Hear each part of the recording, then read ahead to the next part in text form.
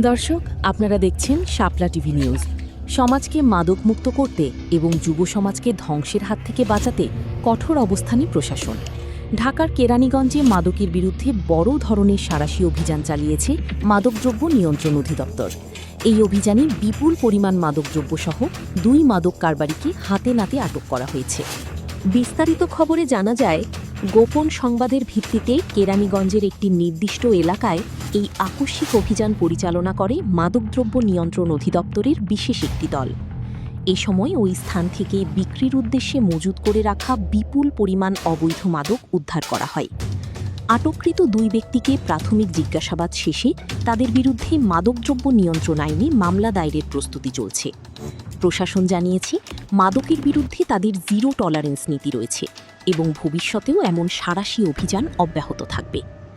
নতুন নতুন খবর পেতে এবং সত্য প্রকাশ নিউজ পেতে শাপলা টিভি নিউজের পর্দার সাথেই থাকুন।